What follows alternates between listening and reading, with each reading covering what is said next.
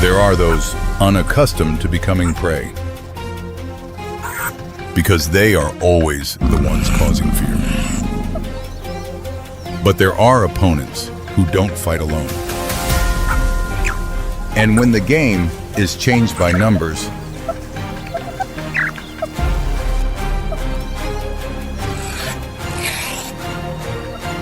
then the predator can also become prey.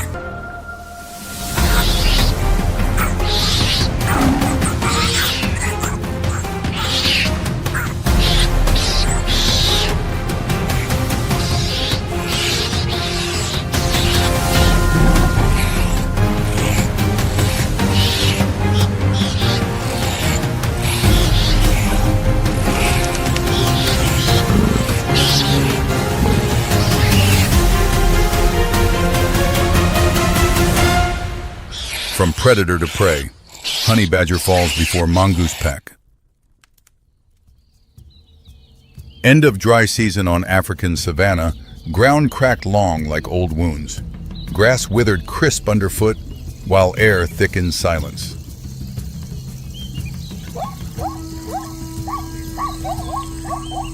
Each species here has a role, and that role isn't fixed.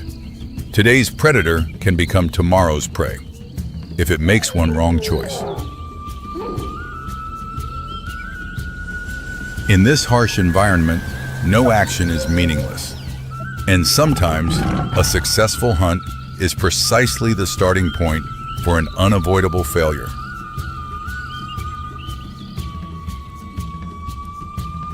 Africa doesn't favor the strongest, but chooses those who adapt more effectively. And today, the law will be demonstrated through a small species.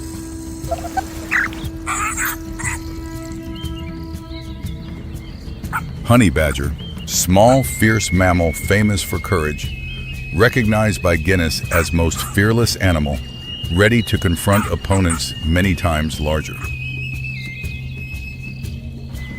Honey badger skin thick and very tough, enough to reduce effectiveness of strong bites. Loose skin also helps it twist to counterattack right when restrained. Honey badger's front claws long, curved and extremely strong, suitable for digging burrows, breaking beehives or foraging underground, and when needed, it tears through anything blocking path. Mongooses significantly smaller than honey badger, but they rarely act alone. This species' true strength lies in ability to coordinate in packs. In a mongoose pack, usually at least one individual performs sentry duty. It observes from high position and signals when danger approaches. Despite having certain resistance to snake venom, their greatest advantage lies in behavior. Group coordination with astonishing speed and precision.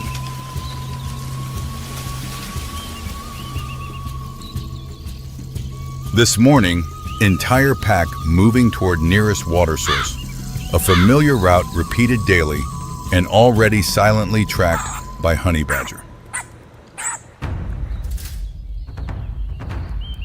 Honey badger doesn't lack food, but this opportunity rarely appears. When pack begins dispersing to forage, young individuals remain, creating dangerous gap. In nature, distance sometimes determines survival, not just between two bodies, but between an individual and pack's protection, and honey badger knows this. Balance in nature rarely collapses through chaos. It usually starts from very small deviation, then spreads faster than any reflex. Honey badger charges straight at target, no circling or probing. That's the hunting method of animal relying on endurance, boldness, and closing speed. Small mongoose pack reacts almost immediately, but still slower than decisive moment. Warning call rings out, but pack still outside support range. Honey badger bites and holds prey's neck or nape, an effective restraint method helping it quickly end attack before opponent can escape.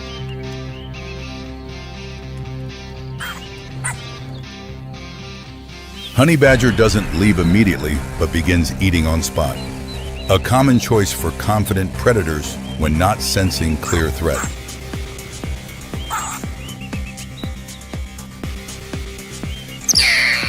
Not far away, mongoose pack has heard alarm signal.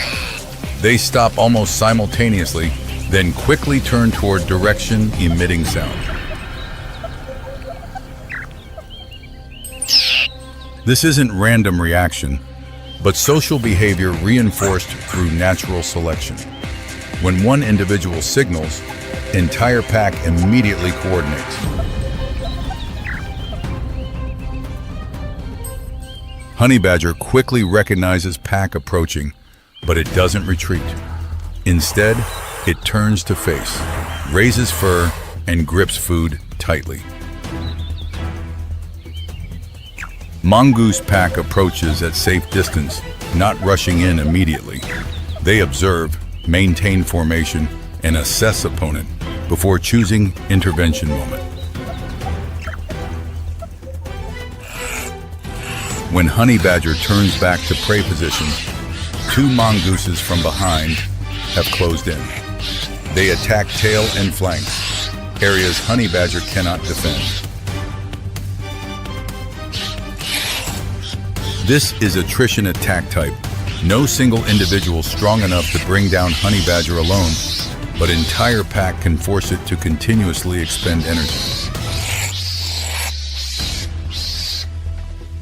Honey badger counterattacks fiercely and strong enough to bring down several individuals in short time. But mongoose pack doesn't retreat, nor let formation fall into chaos. This is when numerical advantage begins showing effectiveness. Each eliminated individual almost immediately replaced, while honey badger must bear all pressure alone. Honey badger turns back to prey and continues eating. This is biggest mistake it will make today. While head bowed down, three mongooses attack simultaneously from three directions. Situation changes, not from single strike, but because honey badger, for first time, loses control of fighting space around its own body. Honey badger still hasn't left prey, partly from resource-keeping instinct, partly because it never had to abandon anything before. Today is first time. Mongoose pack doesn't rush in chaotically. They attack in short waves, then withdraw, maintaining pressure without depleting own energy.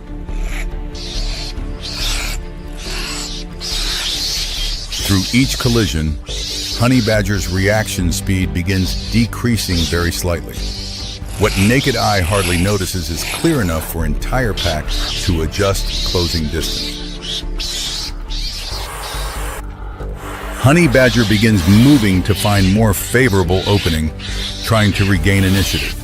But each gap just appearing is quickly filled by entire pack. Confrontation now no longer revolves around prey carcass. Entire mongoose pack has shifted target from protective reaction to applying pressure until honey badger exhausts. Mongoose pack not panicking, they continue following exact rhythm maintained from battle start. Patience is final and most effective weapon in this species' arsenal. Honey badger still bites several more individuals, but force and accuracy markedly decrease. Wounded ones retreat, while remainder continue applying pressure. This is battle about time, not strength. And in this battle, Numbers always beat single individual, however exceptional that individual.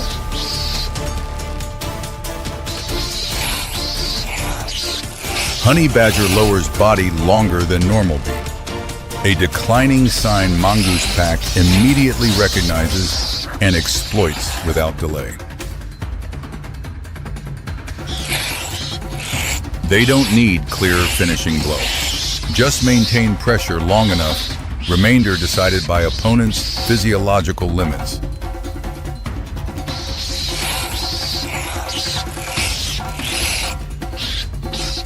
When honey badger falls again, it still manages to rise. But posture has lost stability, showing body beginning to decline movement controllability.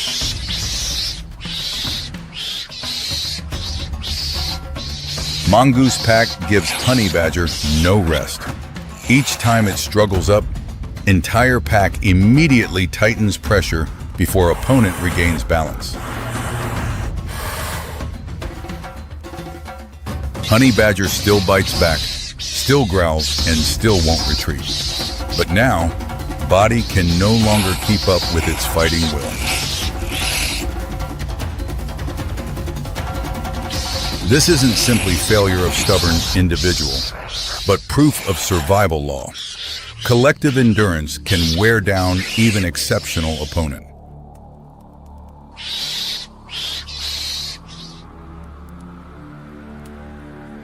After ensuring threat has ended, mongoose pack quickly disperses and continues moving toward water source as original route.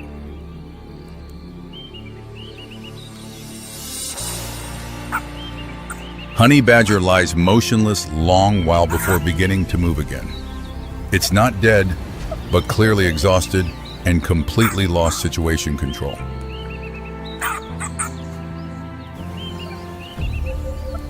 Prey carcass still remains in place, but honey badger doesn't return, remaining energy not enough to exchange for what already cost it too much.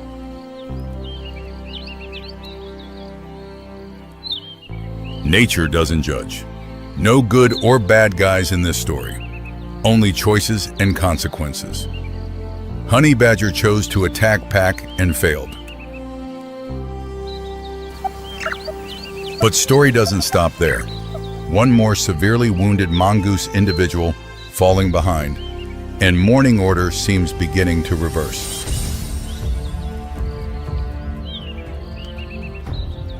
Honey badger recognizes opportunity, stops observing. Though body still hurts and exhausted, hunting instinct hasn't disappeared, only temporarily suppressed. And in those few seconds, honey badger looks at pack, then looks at wounded mongoose. First time today, it steps back without anyone attacking it. Honey badger turns away slowly, not fleeing but also not continuing pursuit.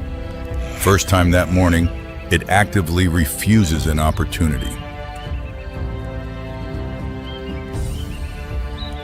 In nature, individual strength always has limits, while collective strength can far exceed individual capabilities when organized effectively.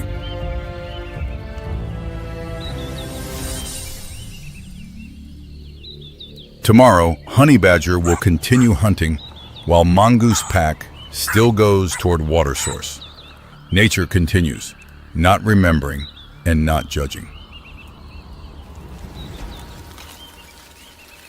But what remains after this morning isn't moment honey badger fell, but when entire pack turned back just from brief signal from wounded individual. Nature answers the question, what's stronger, individual or collective strength? It only presents real situations with unpredictable outcomes.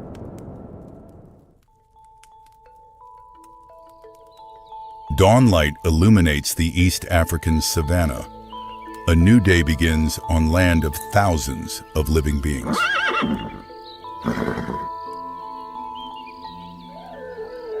Here, elephants slowly walk through grasslands.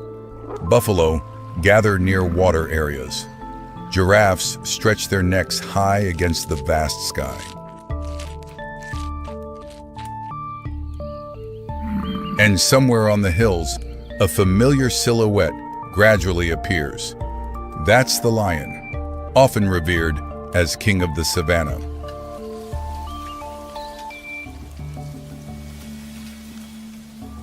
But even with that title, lions understand there are encounters requiring extremely careful consideration.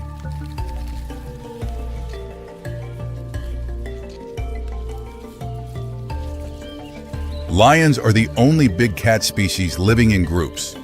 Adult males can reach mass around 190 kilograms.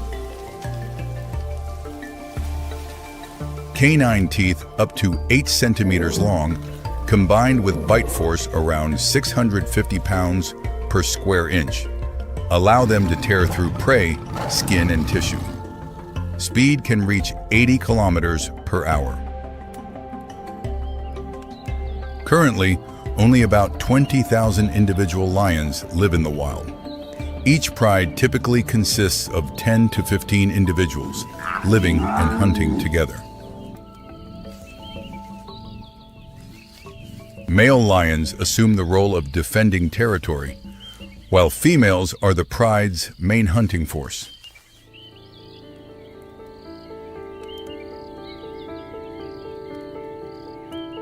Yet on this savanna, lions are not the largest species.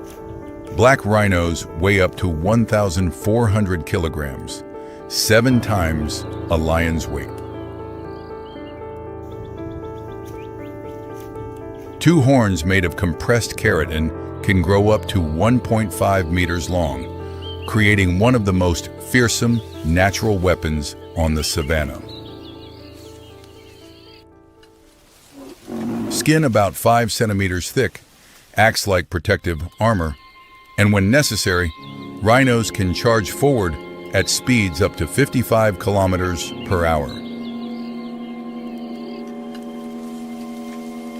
An angry rhino doesn't discriminate opponents. They charge straight ahead. Lions know this and usually choose to stay away.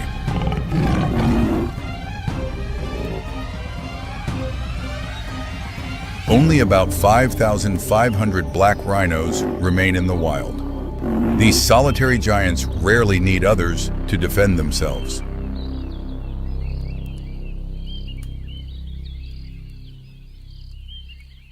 But it's not just size that makes lions wary. Spotted hyenas have 1,100 PS, high bite force, strongest among carnivores. Each weighs only 80 kilograms, much smaller than lions. Yet they never travel alone. Hyena clans can reach 30 members.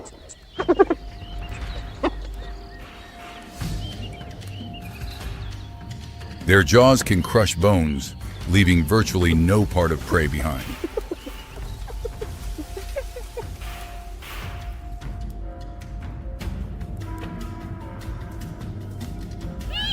And this is the problem with lions. Hyenas attack even solitary lions, or simply steal their prey.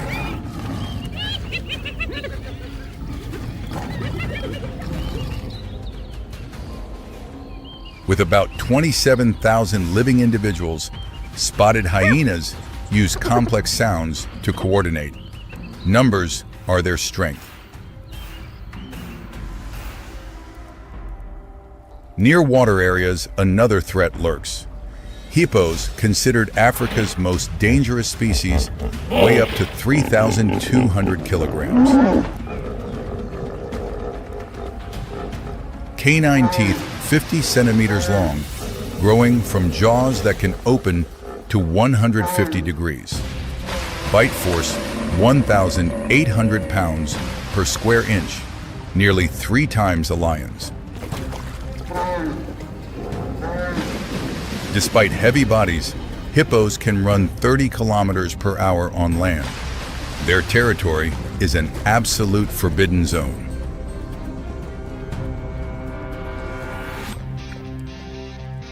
Lions rarely dare think about attacking adult hippos.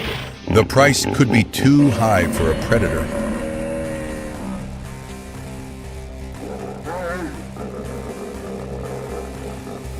With about 125,000 individuals, hippos spend most time in water.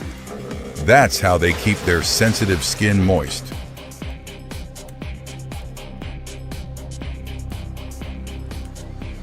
Some species look gentle but are extremely dangerous. Giraffes reach 5.5 meters tall, the tallest land animal on the planet.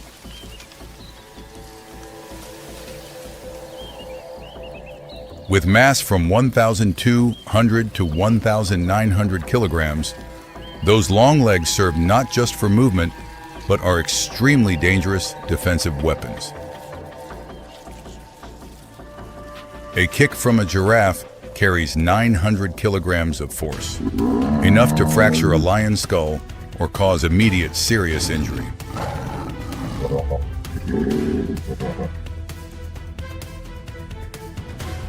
For this reason, lions only hunt giraffes with full pride coordination, as single individuals rarely risk confrontation.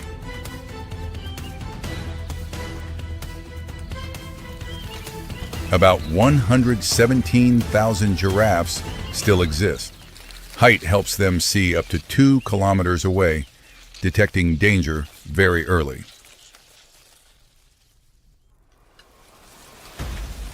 And then there's the African buffalo. With mass around 900 kilograms, they're one of the most dangerous opponents lions face.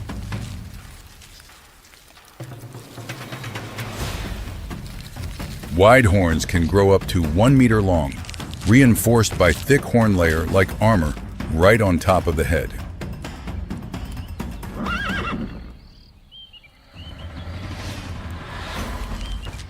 Buffalo live in massive herds, sometimes up to 1,000 individuals. When one is attacked, the entire herd immediately reacts. They can run at speeds up to 57 kilometers per hour, and more dangerous is that buffalo often turn to counterattack rather than flee.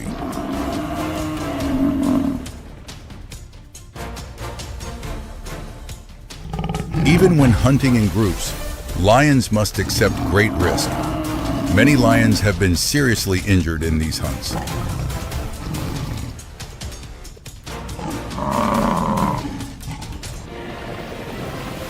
With about 900,000 individuals, African buffalo still play important roles.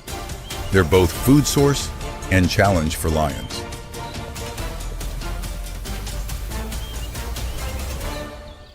Through thousands of years of evolution, lions have learned an important lesson. That's knowing how to assess risk before acting.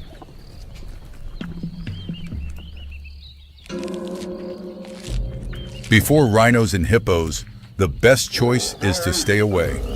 No meal is worth risking the entire pride's lives.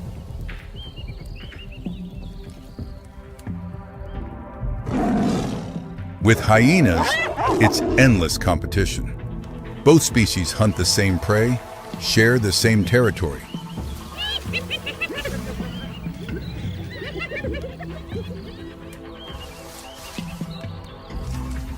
As for giraffes and buffalo, they only become targets when lions have sufficient numbers and clear advantage.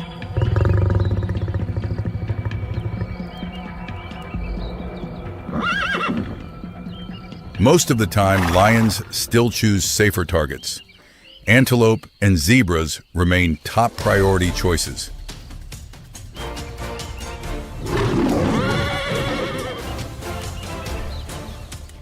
Knowledge about these rivals is passed from generation to generation. Lion cubs learn by observing adults.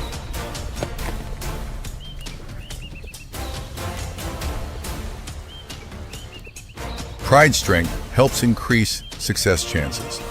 But even so, it's not always enough to face these giants.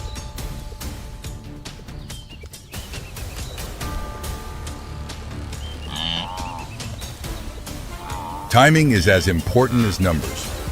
Lions will wait when opponents are weakened, alone, or off guard.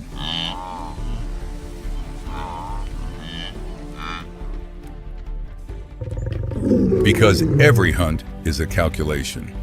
Energy expended must be less than energy gained from prey.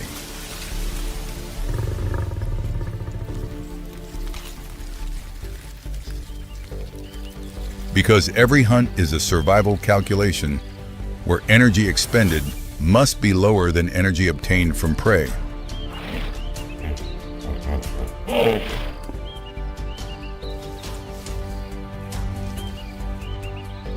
The presence of rhinos, hippos, and other large animals has shaped how lions exist and adapt through millions of years of evolution. This pressure forces lions to become smarter and more flexible, not just rely on physical strength.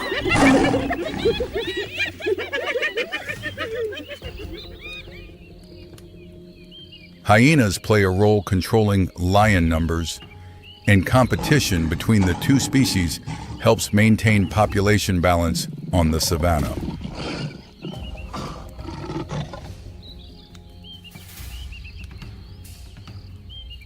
Giraffes and buffalo, though potential prey, are also forces pushing lions to continuously perfect their hunting skills. Yet in 2026, all these species face a common opponent. Habitat is shrinking day by day.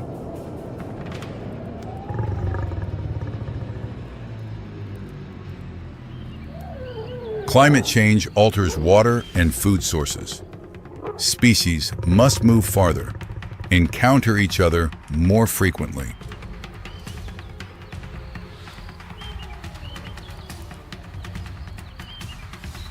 Human activity cuts off migration corridors. Conflicts between wildlife and communities increasingly escalate.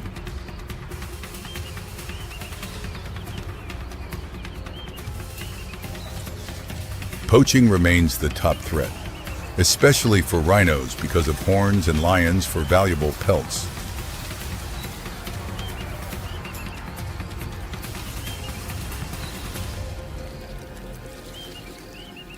Fortunately, humans are also acting.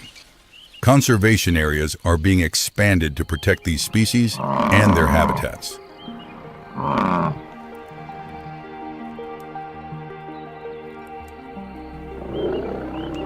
Local community education helps reduce conflict. They learn to coexist peacefully with these wild neighbors.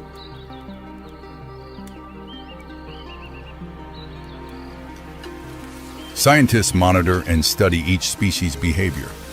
This data helps make more accurate conservation decisions.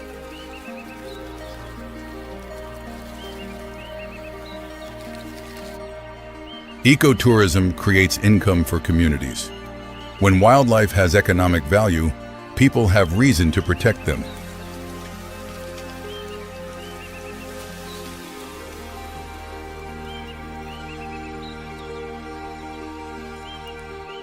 On the African savanna, life continues as thousands of years before. Lions remain symbols of strength.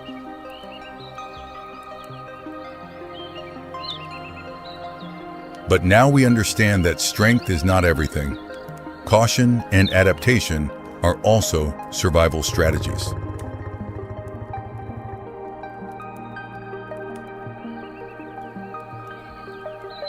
Each species, from giant rhinos to small hyenas, has its own role in nature's grand picture.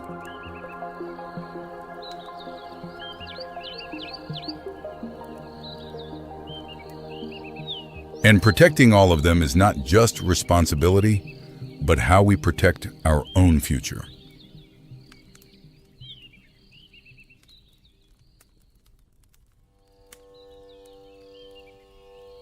Dawn over the Serengeti grasslands. The first light of a new day spreads across the horizon.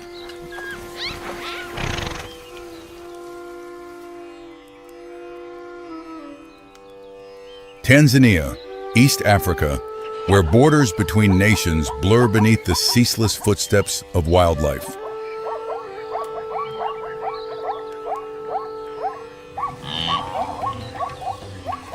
This is the land of great migrations, where millions of wildebeest and zebras move with cycles of rain and drought.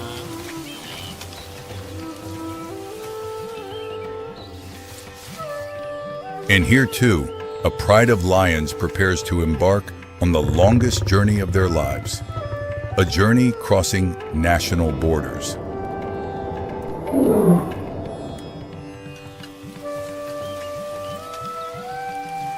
The pride consists of 6 adult females, 2 male lions, and 4 6-month-old cubs.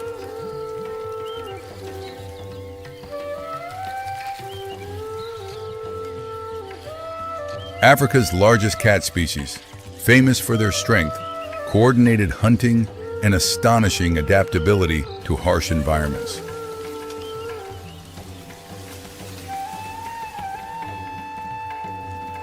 The dry season has lasted over 4 months, water sources gradually depleting, prey increasingly scarce.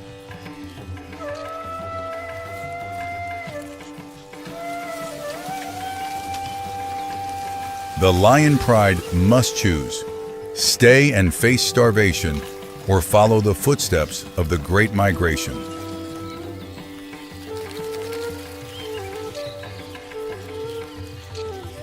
The decision has been made.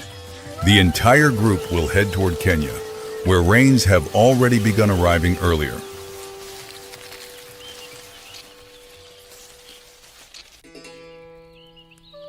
A journey nearly 100 kilometers long, through unfamiliar terrain, through nameless dangers.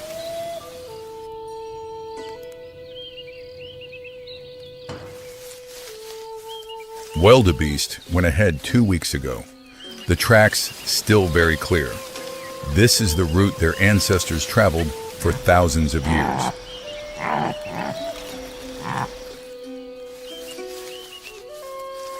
The first day closes. The lion pride has covered 20 kilometers, but the road ahead is still very long.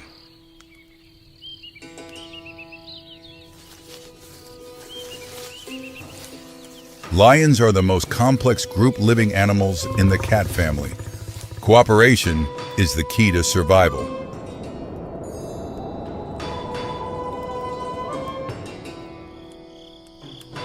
Lion eyes can see in darkness 6 times better than humans. Hearing detects prey from distances over 1 kilometer.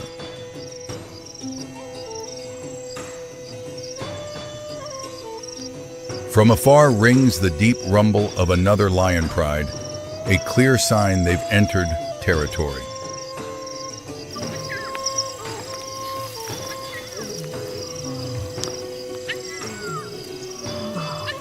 This is one of the greatest challenges. Lions are very territorial. Any intruder is a threat.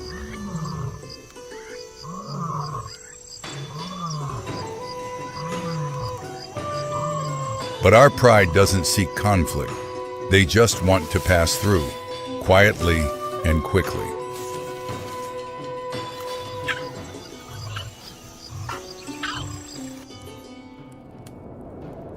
By dawn's break, they've passed through that territory safely. No bloodshed. A rare fortune on this harsh journey.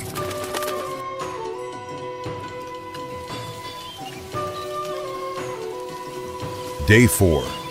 They reach another boundary. No signs, no fences, but this is the most dangerous boundary.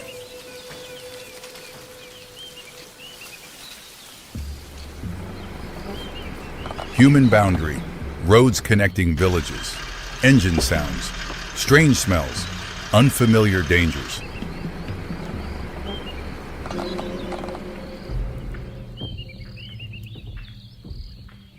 Over 30 lions are killed by vehicles each year on these roads. Humans and wildlife are sharing the same space.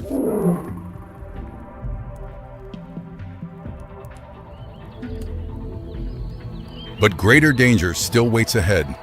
A Maasai herding village, where livestock roam free on the savanna.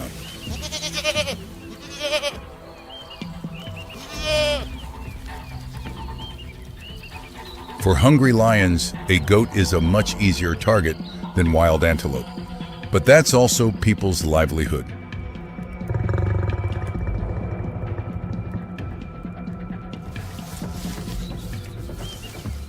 The Maasai have lived alongside lions for hundreds of years. They understand their presence, but cannot always be tolerant.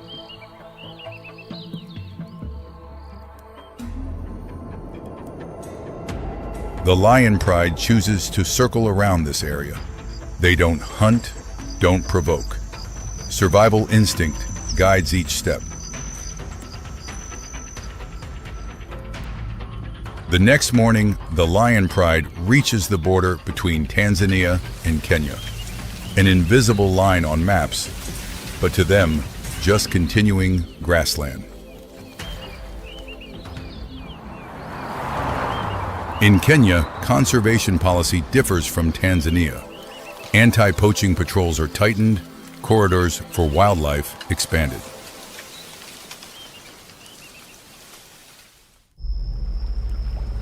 However, the greatest challenge still lies ahead. The Mara River flows swiftly, water murky and full of crocodiles.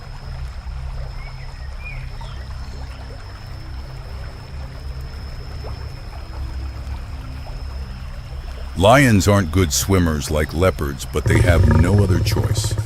Prey has crossed the river.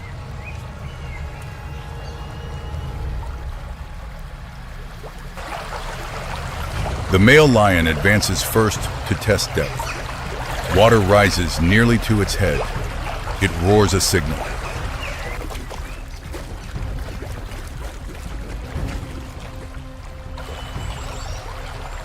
One individual at a time jumps in. Cubs stay close to mothers. Current pulls strongly, but the entire pride swims with all remaining strength.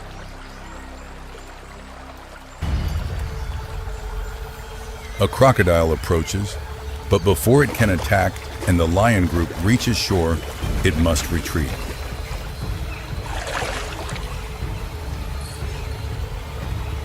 All set foot on the other bank, exhausted but safe.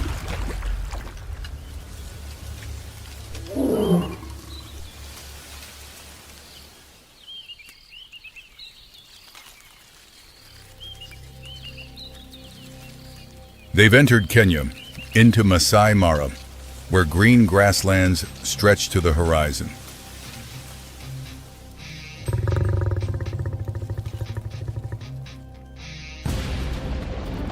And prey is there. Thousands of wildebeest, thousands of zebras, gathered following early season rains.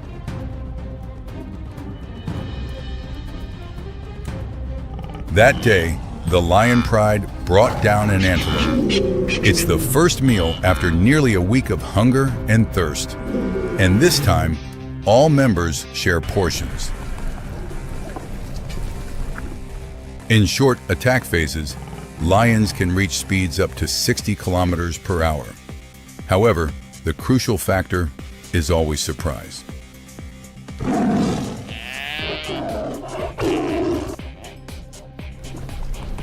Lion hunting success rate is only about 30%. Each hunt is a risky gamble, and thus, each meal carries survival value.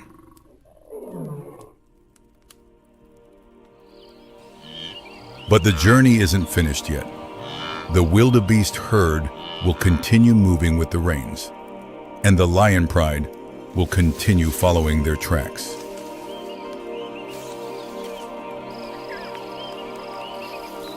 In coming weeks, they may return to Tanzania or stay in Kenya a few more months. No one can know beforehand.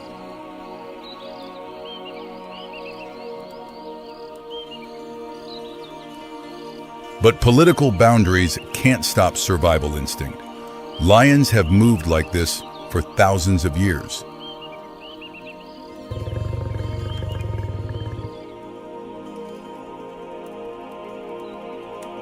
Today, only about 20,000 individual lions remain in the wild, decreased nearly 50% in just the past 30 years.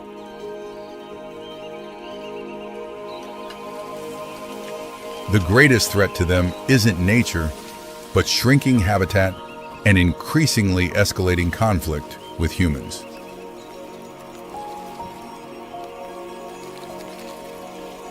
However, hope remains. In 2026, Kenya and Tanzania signed a cross-border conservation agreement.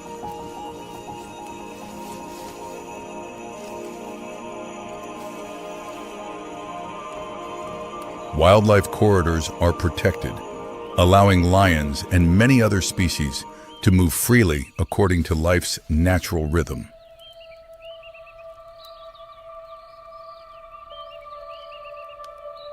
The Maasai play a crucial role in this effort. They are the first guardians and also the bridge between humans and wildlife.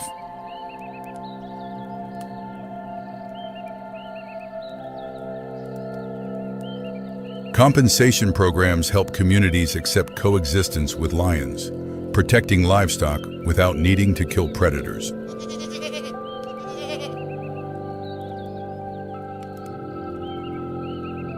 Educating the younger generation helps them understand that lions aren't enemies, but heritage, the country's common asset.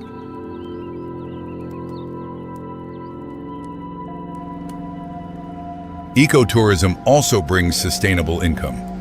Throughout its lifetime, a living individual lion can generate economic value exceeding $1 million.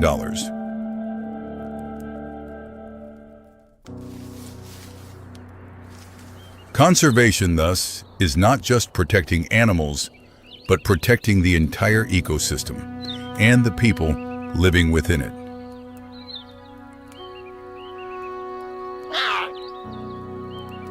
Our lion pride has now temporarily settled in Masai Mara. 4 cubs grow each day, stronger, more independent.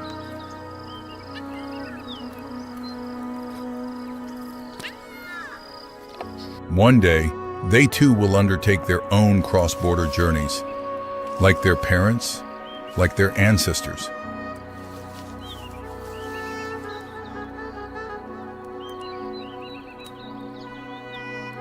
That journey will be less harsh if humans continue to protect and cooperate.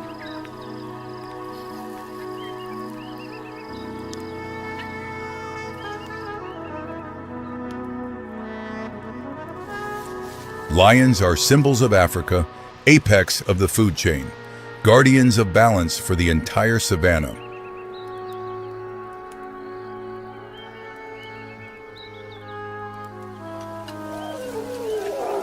When we protect lions, we protect the entire ecosystem and ultimately protect ourselves.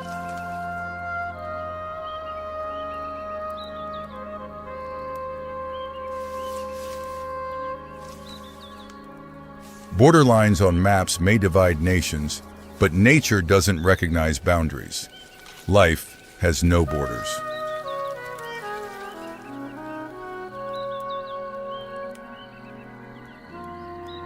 And in that lion pride's ceaseless journey, there's a clear message. The future of wildlife lies in our hands.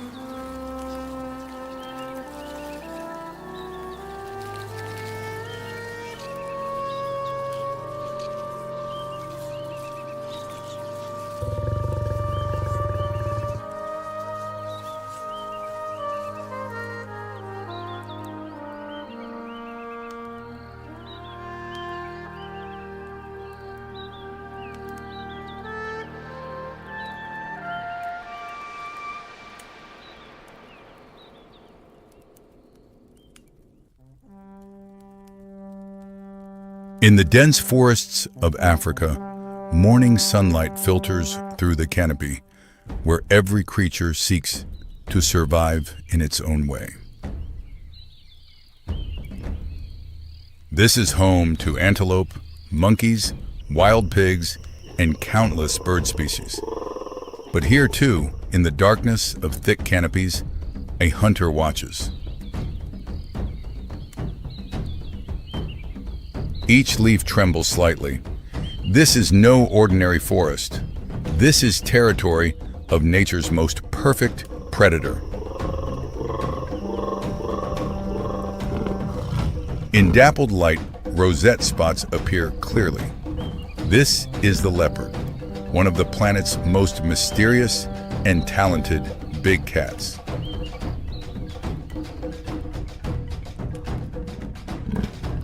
Leopards possess golden fur with distinctive rosette-shaped spots. Each individual has unique patterns, like human fingerprints. They can weigh up to 90 kilograms, but what's special is in size. What's special lies in body design.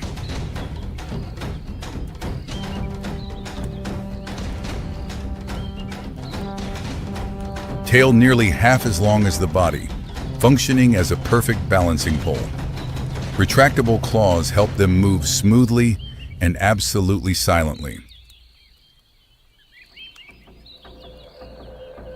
But the most prominent feature is extremely powerful hind leg muscles. They can jump up to 3 meters high in a single bound.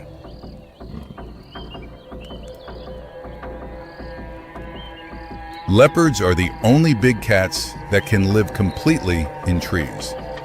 They eat, sleep, even give birth on branches dozens of meters high.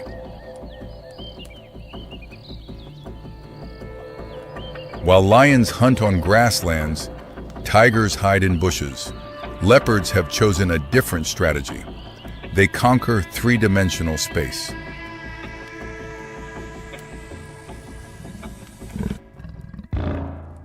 Sharp yellow eyes scan every space. Hearing 5 times more acute than humans. Nose can smell blood from hundreds of meters away.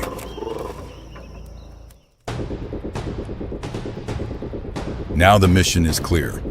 An antelope grazes not far away. It hasn't yet realized it has entered the sights of the perfect predator. Leopard moves like a ghost, each footstep placed precisely. Not a single leaf falls, not a single branch trembles.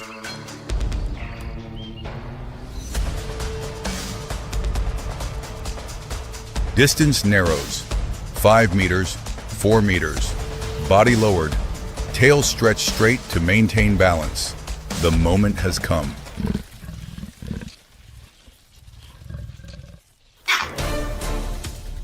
In an instant, leopard leaps from 6 meters high. Precise strike. Antelope can't react in time. Speed and strength perfectly combined. But the work isn't finished. On the ground, blood smell will attract enemies. Hyenas, lions, even wild dog packs can steal prey.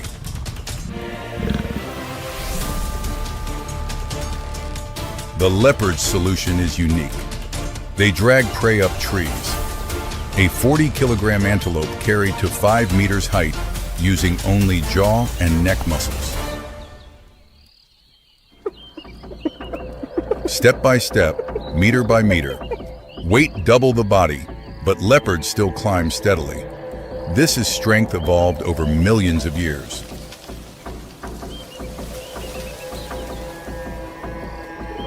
Reaching safety, the meal begins. Leopards can eat up to 20 kilograms of meat at once. Leftover food will be stored in trees, away from thieves. But it's not always favorable. Sometimes prey isn't on the ground. They're right in trees, among thick canopies.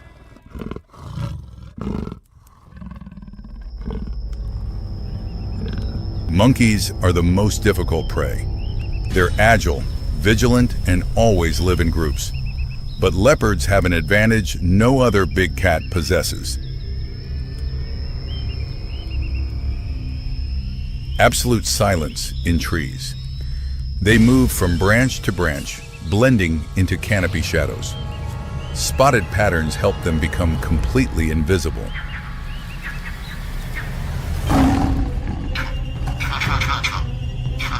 In an instant, the attack occurs. In midair, among fragile branches, leopard strength and skill are fully displayed.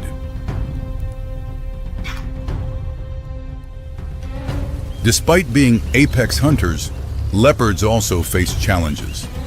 Their territory is shrinking. Forests are disappearing at alarming rates. Leopard numbers in the wild have decreased over 30% in the past 3 generations. From African deserts to Asian rainforest, the story is the same. But adaptability has helped leopards survive through millions of years.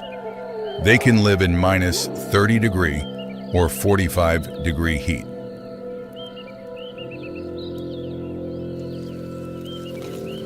They can live near humans, in small forests where lions or tigers cannot. Leopards have proven themselves masters of survival.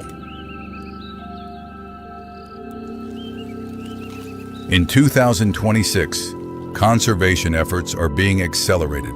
Movement corridors are established. Forests are more strictly protected.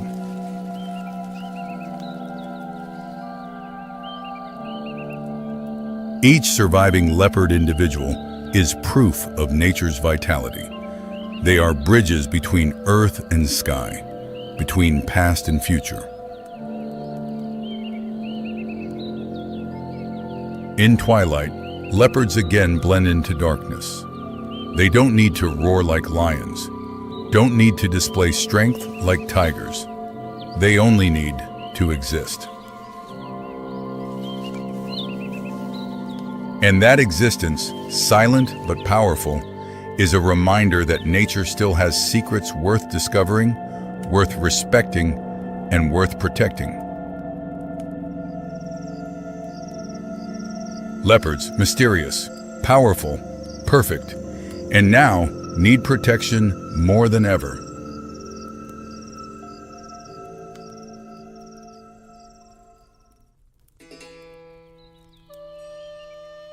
The Serengeti Savanna is home to over 3 million herbivores, but it's also territory of the planet's most dangerous predators.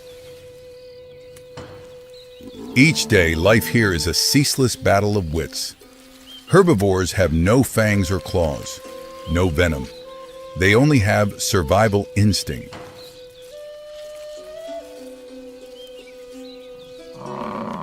In this ecosystem, each herbivore species has developed different skills, but all aim toward one single purpose: to survive. This is the story of adaptation, about how seemingly vulnerable species have existed and continue to exist through millions of years of evolution. Wildebeest can reach speeds up to 70 kilometers per hour, but for them, speed is not the only weapon for survival.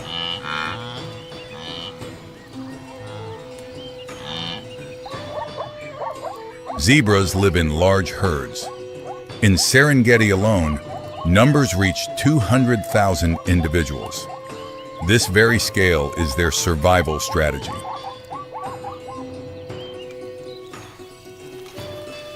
Giraffes stand nearly 6 meters tall. Their vision encompasses the entire savanna. Height itself is absolute security advantage.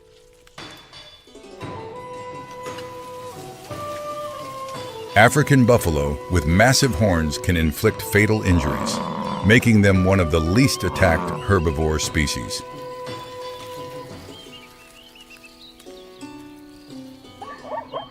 Each species possesses distinct advantages, but all exist in one unchanging reality. Danger is always present and never disappears. Regarding senses, antelope ears can rotate 360 degrees. They detect sounds from 1 kilometer distance. This is a natural early warning system. Zebra eyes are positioned on sides of the head, vision nearly 360 degrees. They can see behind without turning their heads.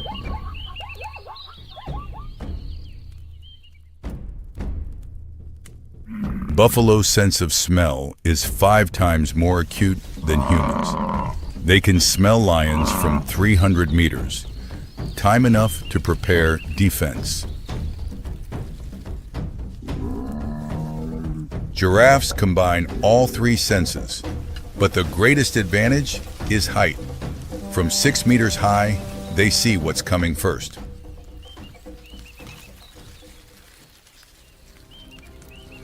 When one detects danger, the entire herd reacts.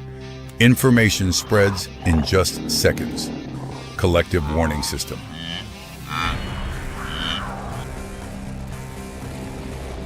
Regarding speed and endurance, wildebeest have maximum speed of 70 kilometers per hour, and they maintain this speed continuously for 5 kilometers.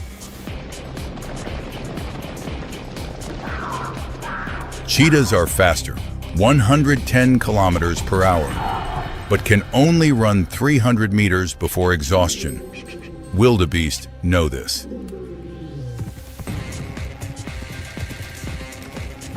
The tactic is to prolong the chase. Run zigzag. Change direction suddenly. Deplete the predator's energy.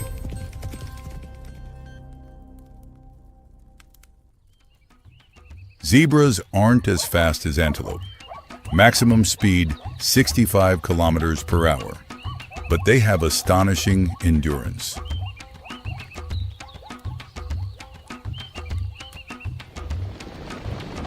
In annual migration, zebras run over 3,000 kilometers. Their bodies evolved for endurance, not explosive speed.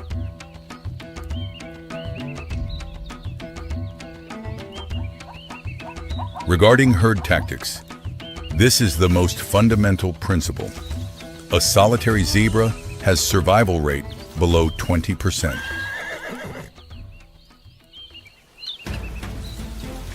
When lions attack, herds quickly form defensive formation. Young in the center, adult individuals surrounding outside.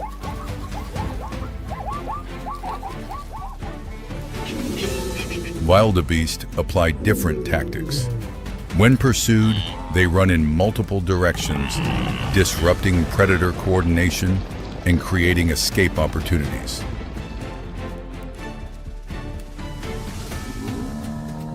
Giraffes usually stay in small groups, 3 to 5 individuals. They take turns on guard. When one eats, others observe. Buffalo, when threatened, they point horns outward, young in the middle. Even lions hesitate to attack this formation.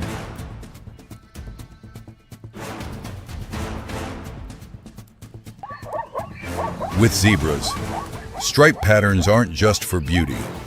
When the entire herd moves simultaneously, stripes overlap, creating visual interference phenomenon. This makes predators difficult to focus on a specific individual, reducing hunt success rate by about 30%.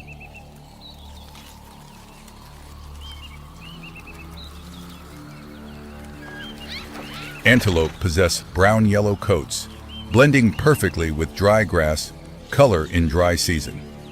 When standing still, they're nearly invisible before predator eyes. Giraffes utilize height for camouflage. When standing among tall trees, only the head protrudes, making them from afar look like motionless branches. The African savanna is the harshest survival test, but herbivores have passed through millions of years of evolution.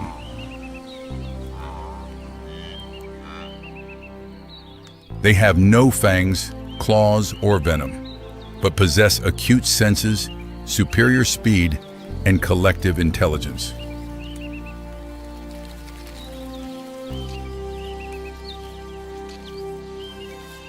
The relationship between predator and prey is not a story of winning or losing, but of balance, where both coexist to maintain the ecosystem. By 2026, protecting this savanna becomes more important than ever, because this is not just home to countless species, but also the common heritage of the entire planet. The Serengeti grasslands stretch endlessly, one of Africa's largest wild ecosystems, where natural law still absolutely governs all life. Millions of herbivores live here, from zebras, wildebeest, to antelope, creating a rich food chain with one irreplaceable apex. In the sparse shade of acacia trees, a male lion rests. The thick mane has turned dark, sign of a mature and experienced individual. Its position as pride leader doesn't come from bloodline, but is the result of countless confrontations, perseverance, and ability to survive in a harsh world. Male lions can weigh over 200 kilograms, but what makes them different from lionesses isn't just body size, but precisely the distinctive thick mane.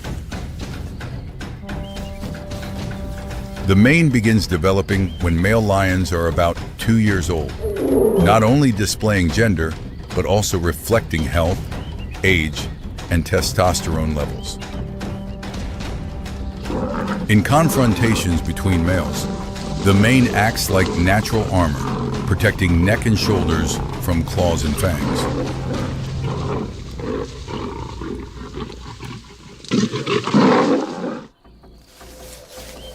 However, the mane is also a physiological burden, making the body easily overheat during intense activity. Thus, male lions rarely participate in regular hunting. A typical lion pride consists of 3 to 4 adult females plus cubs, while the dominant male is usually 1 or 2 brothers. The dominant male's role is very clear: protect territory and pride from outside males. This is full-time and dangerous work.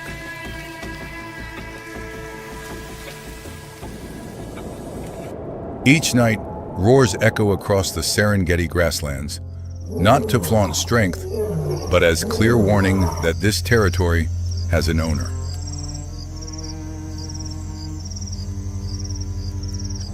That roar can travel up to 8 kilometers, but simultaneously reveals position, attracting wandering males patiently seeking opportunities. When lions confront, instinct doesn't allow retreat, because this isn't just territorial dispute, but battle for breeding rights and genetic lineage. Battle unfolds fiercely, 2 masses of bodies charging at each other, 5-centimeter claws tearing flesh. Each strike can determine life or death.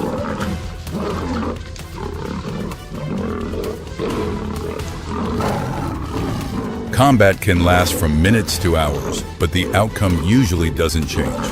The loser must retreat or die. The winner gains absolute power.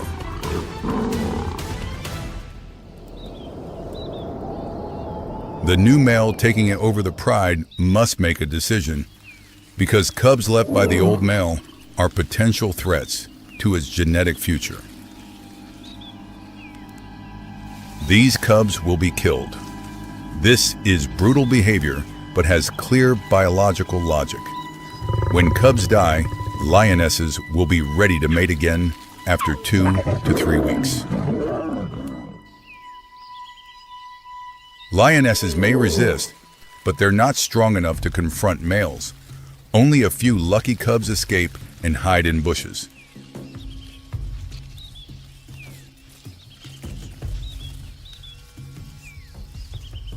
After this period, the new dominant male begins mating with females.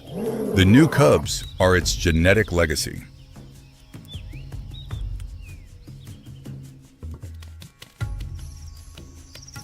However, the crown of power always comes at high cost. The dominant male must be constantly vigilant because in nature, rest doesn't exist. On average, a male lion only holds the dominant position for 2 to 3 years. Very few individuals are strong and lucky enough to extend power to 5 years. Each battle leaves scars. Each passing year diminishes strength. Fangs wear down, muscles lose agility, reflexes slow.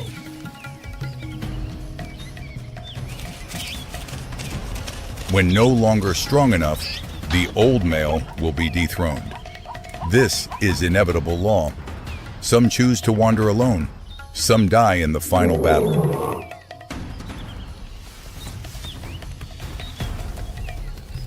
Dethroned males usually don't live long. No females to hunt. They must face the harsh grasslands alone.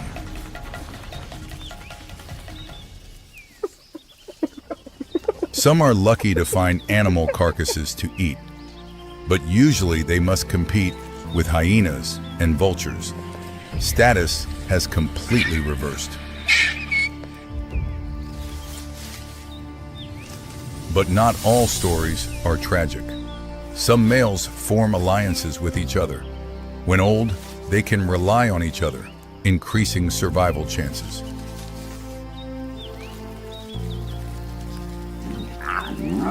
In the lion world, success isn't measured by lifespan, but by the number of surviving cubs carrying their genes. By 2026, wild lion numbers are only about 20,000 individuals, decreased nearly 90% compared to a century ago.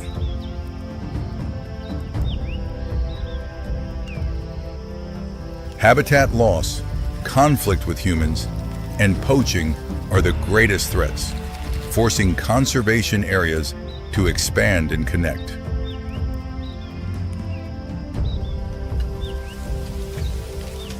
Modern research shows lions have complex social structure, can remember individuals, and display grief behavior when losing peers.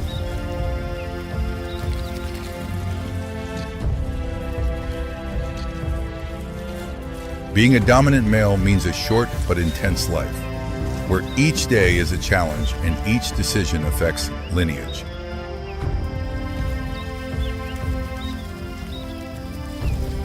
In that brief time, a male can leave an eternal mark, not through roars, but through cubs continuing the survival story on the endless grasslands. African savanna in the middle of dry season. Sun scorches the ground and yellow grass spreads to the horizon. This is where nature's most brutal laws are born. The lion pride is resting in tree shade. On the surface, everything is calm. But in the air, a biological signal is spreading that no one can see. Lionesses are entering estrus. Bodies emit characteristic pheromones, and males in the pride have sensed that signal.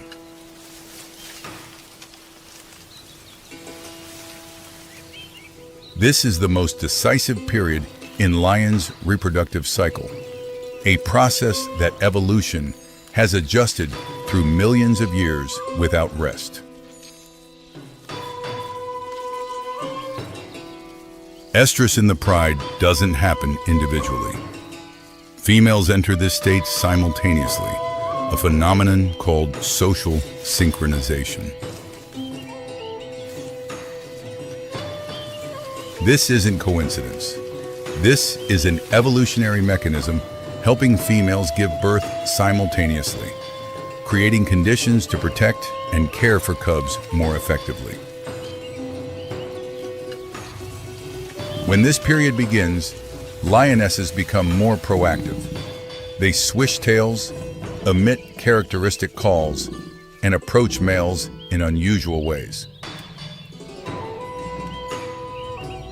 This isn't gentle or shy behavior. This is survival instinct, strong enough to override all other bodily needs.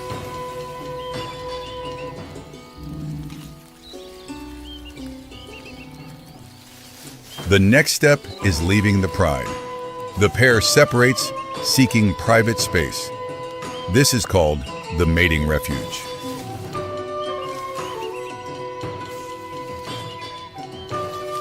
Leaving the pride means losing collective protection.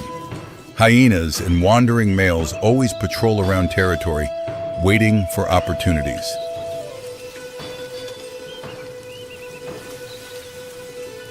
But they accept that risk not from external pressure.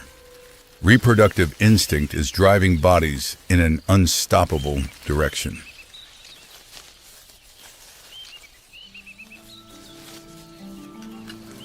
A lion pair can mate 20 to 40 times in one day. This is one of the most exhausting periods in the animal kingdom.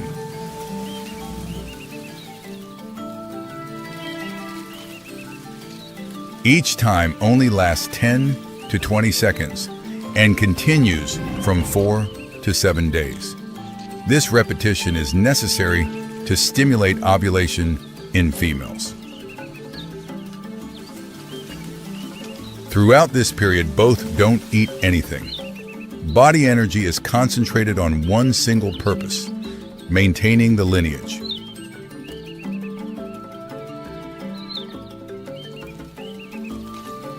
After each mating, females react by turning to attack males. They growl and swat with claws. This isn't rejection.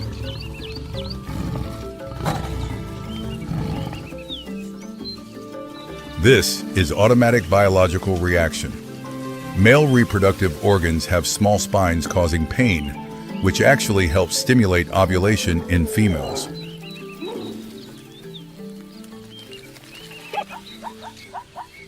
Meanwhile, outside the quiet territory, a new threat is approaching. Wandering males have detected pheromone signals in the air.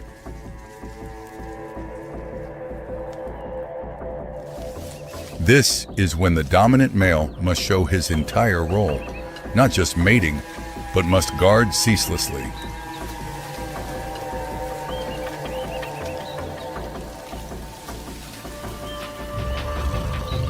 If wandering males dare approach, battle is unavoidable.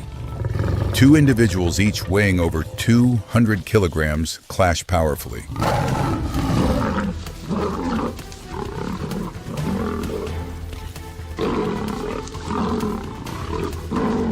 The winning male keeps control.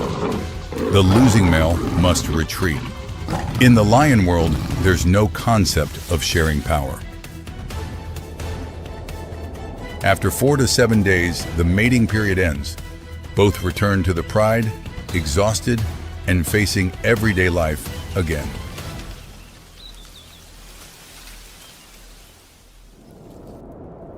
After about 110 days of pregnancy, lionesses give birth to the Savanna's next generation. Weak, but carrying within them the fate of an entire dynasty. If a new male gains control of the pride during this period, evolutionary law reveals harsh and unavoidable pressure.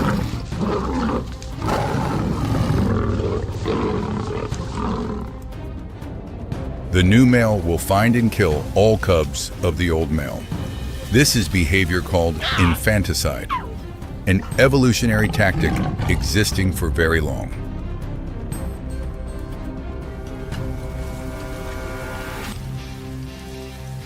When cubs die, females will no longer be in nursing state. Bodies return to reproductive state in just weeks instead of years.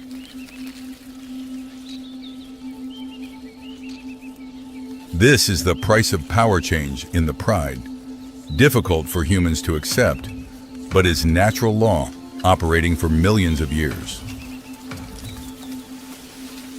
Amid all that brutality, lionesses continue surviving, giving birth and protecting cubs, because species vitality doesn't lie in individuals, but in resilient regeneration ability.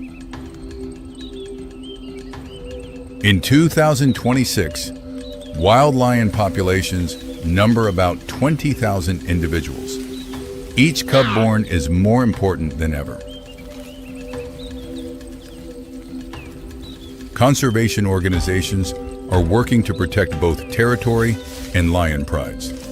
When habitat is preserved, natural reproductive cycles will be maintained. In the lion world, reproduction isn't just giving birth to offspring. This is an entire battle, sacrifice, and adaptation combined in a ceaseless cycle. Each stage has sacrifice, and each decision has consequences. But lions have survived through millions of years of this continuous process. African lions aren't just powerful big cats. They are proof that in nature, survival is measured by ability to continue despite however many losses.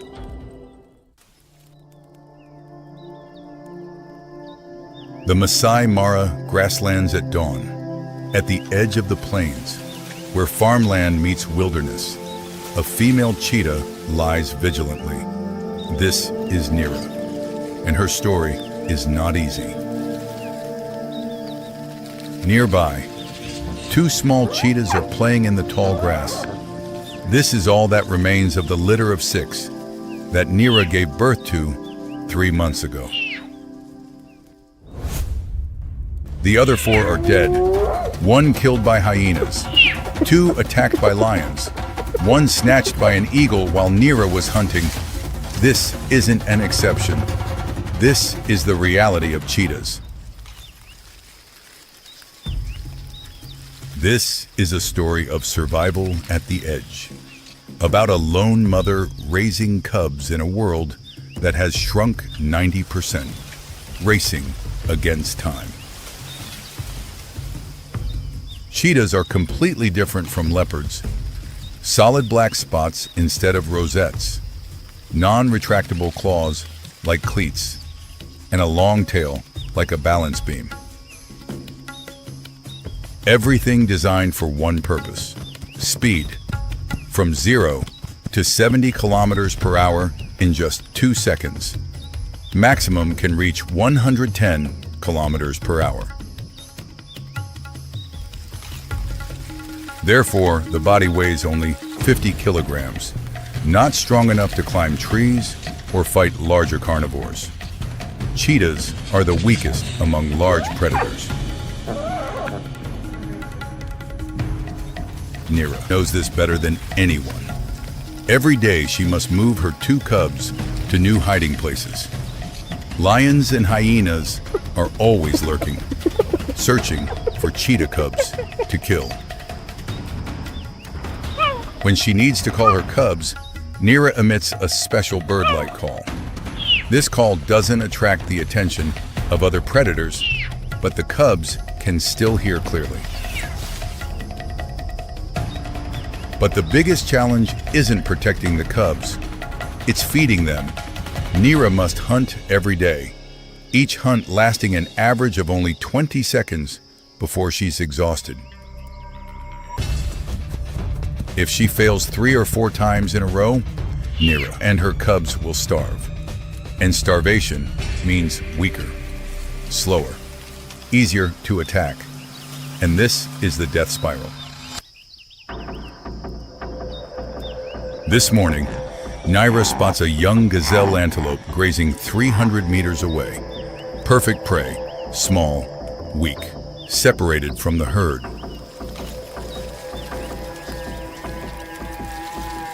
She moves meter by meter, Her tawny coat with black spots blends completely into the dry grass. Distance remaining, 100 meters. 50 meters, 20 meters, tail tense. Hind leg muscles coiled to maximum. The moment has come. Neera launches like an arrow. 2 seconds to reach 70 kilometers per hour. The antelope detects her, but it's too late. 12 seconds later, Neera catches up, using her claws to trip the prey's hind legs. The antelope tumbles. Neera immediately bites the neck, suffocating the windpipe. The entire hunt lasts 17 seconds. But Neera is panting as if she just ran a marathon. She needs 15 minutes to recover, but there's no time. The smell of blood spreads. Hyenas will arrive in 5 to 10 minutes. Neera calls her cubs to eat quickly. The 2 little ones eat hurriedly. Neera doesn't eat, only watches the surroundings. The mother always eats last. If there's food left, this is the survival law of cheetahs. But today is unlucky. 7 minutes later, a pack of hyenas appears. Neera immediately calls her cubs to retreat. Can't fight, can only run. The meal is lost. This is the reality of cheetahs. 50% of kills are stolen by lions, hyenas, or vultures. Catching prey doesn't guarantee getting to eat. But Neera doesn't give up. That afternoon, she hunts successfully again. This time, she finds thick bushes to eat safely. The cubs get full bellies. Today is a good day. Months pass. The 2 cubs grow gradually, from 5 kilograms to 20 kilograms. Neera begins teaching them to hunt. First lesson, observation. Neera lets the cubs watch from a distance when she hunts. They learn how to choose prey, how to approach undetected, how to calculate distance. Second lesson, practice. When the cub is 10 months old, Neera catches a rabbit but doesn't kill it. She lets the cub practice the technique of tripping and neck biting. The first time, the cub fails, the rabbit escapes. But Neera is patient, lets the cub try again. After 3 attempts, one of the 2 cubs succeeds. Joy spreads through the small family. But when the cubs are 14 months old, Neera must chase them away.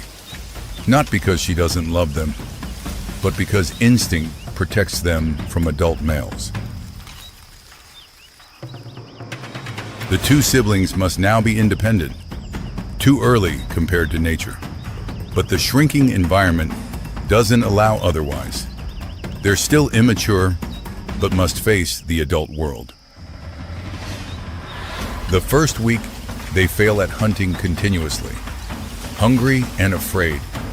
But then they learn something important: cooperation. One chases, one ambushes. Finally, they catch their first prey. Neera, somewhere not far away, hears the joyful calls of her cubs. She doesn't approach, but knows they're still alive.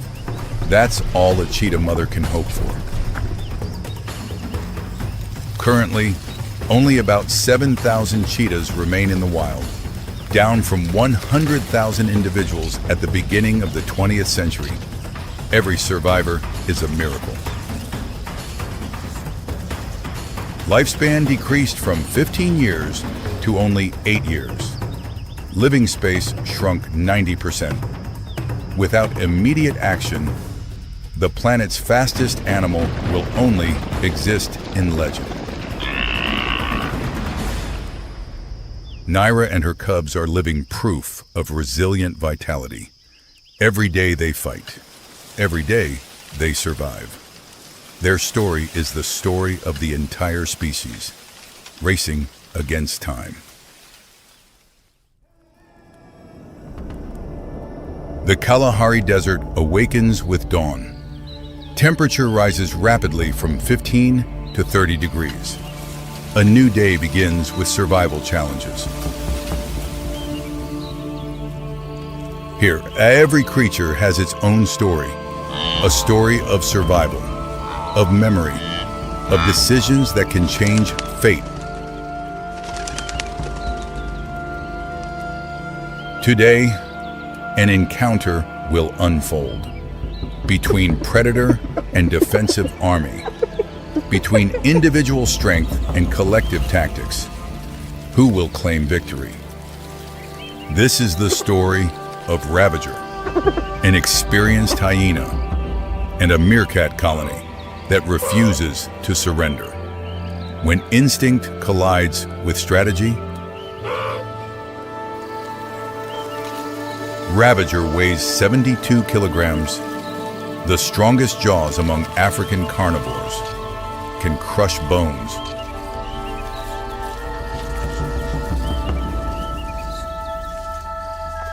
It hunted successfully here 3 months ago. The memory of an easy meal remains vivid. Today, it returns with confidence in victory.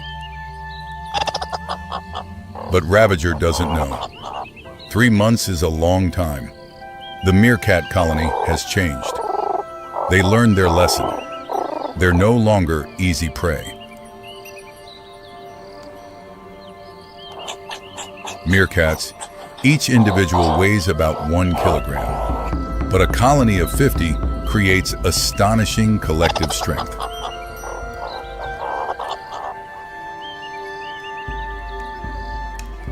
They live in a complex social system, clear division of labor, sentries, hunters, babysitters, and today, all are warriors.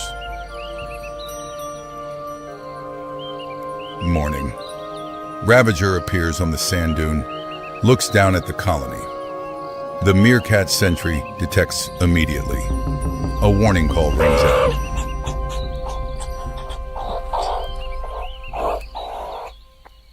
But the colony doesn't run, doesn't panic, doesn't scatter. They gather together, form ranks, a living wall of 50 individuals.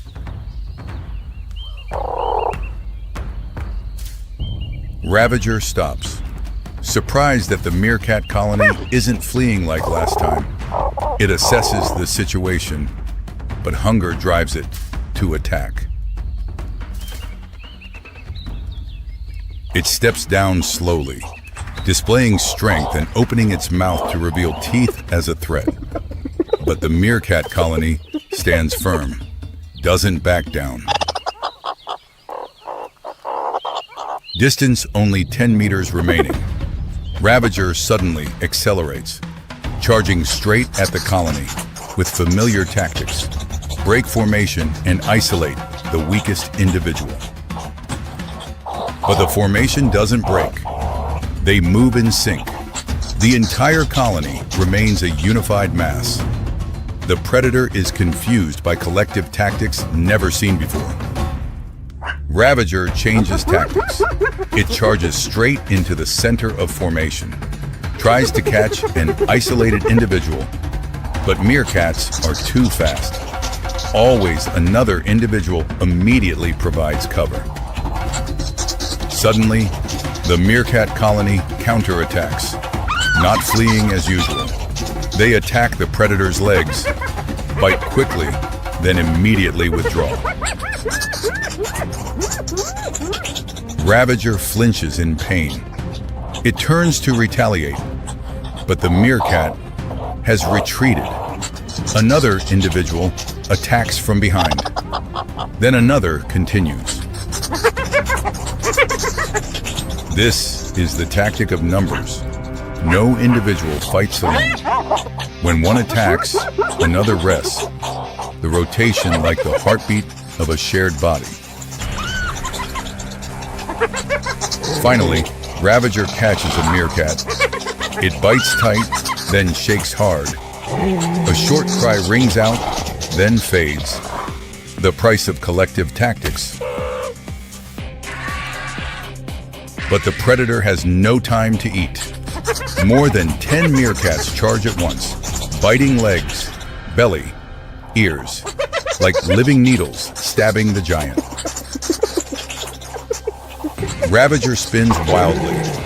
It tries to shake off the small bodies clinging tight, but claws dig deep into skin, while tiny teeth continue biting ceaselessly. In seconds, 2 meerkats are caught, but each small victory consumes energy, while the entire colony remains numerous. 5 minutes of fighting. Ravager begins tiring. Breathing becomes heavy. Steps slow down. Small bites accumulate gradually, silently eroding strength. Meerkats don't stop. They sense the change.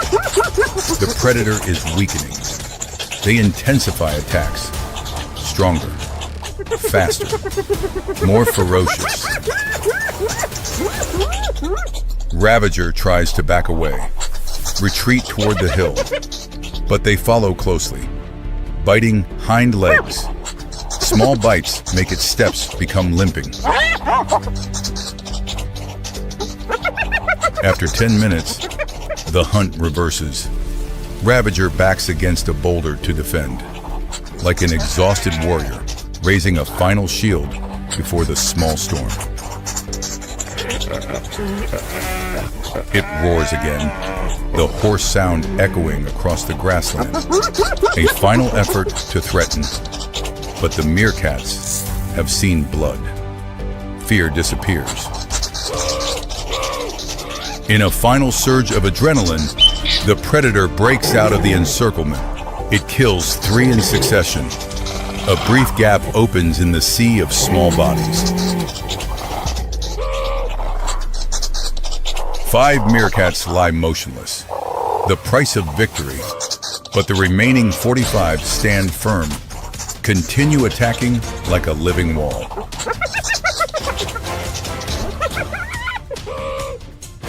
Ravager recognizes harsh truth. This is no longer a hunt. This is an unwinnable battle where numbers have overwhelmed individual strength. It turns and flees, no longer a mighty hunter, but a wounded creature in retreat. The meerkat colony chases for 50 meters to ensure safety. Ravager disappears behind the sand dune. Dust flies thick behind. Blood seeps from many small bites, while the hind leg limps as a mark of defeat. Meerkats stop, then return to the colony. No more pursuit. The message is clear enough. This land is not for solitary predators. The entire colony stands upright, calls out. Victory cries echo across the desert.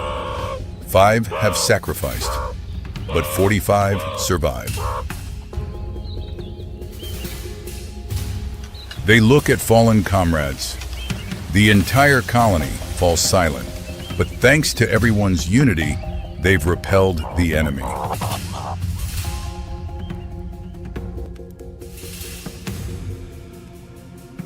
Victory isn't perfect, but it's still victory. The first time this colony has repelled an adult hyena.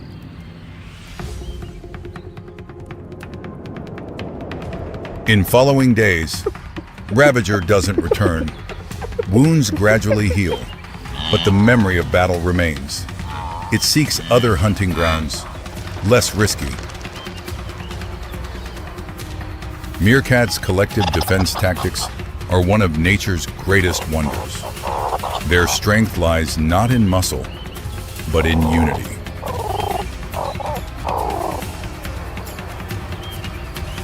But not every herd is so fortunate. When the numbers fall below 30 individuals, the defensive system weakens. At that point, a single hyena can still make a successful kill. Climate change affects both species. Prolonged dry seasons make food scarce, causing meerkats to birth fewer young, while hyenas must expand hunting territories. Both are important species in the ecosystem.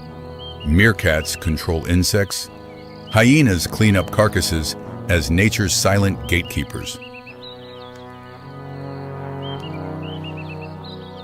Scientists are studying collective defense behavior, viewing it as a biological model, helping understand how small species survive under predator pressure. When the sun sets, the meerkat colony returns to burrows. Tired but safe, they lie close together, sleeping, like small coals, keeping warm through unity. Elsewhere, Ravager walks alone, legs still wounded, carrying the costly lesson of a solitary predator.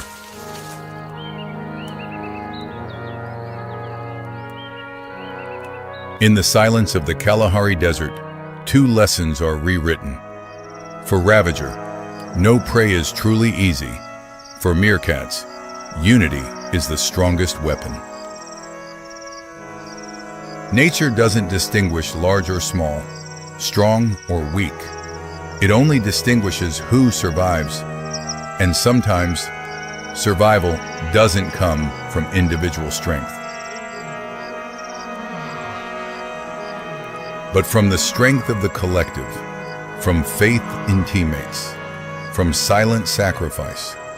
That's the lesson the tiny meerkat colony has carved into the desert.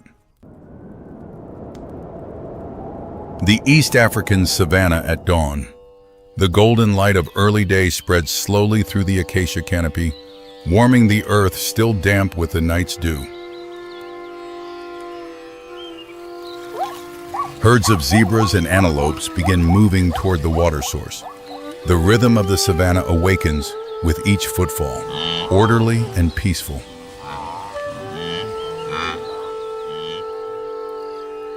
In the distance, a figure lies motionless on a tree branch. No movement, no sound, only a pair of amber eyes sweeping across every shadow below.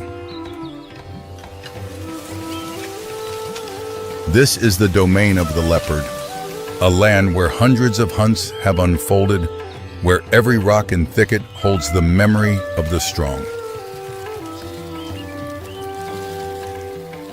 The leopard is the most elusive of Africa's big cats.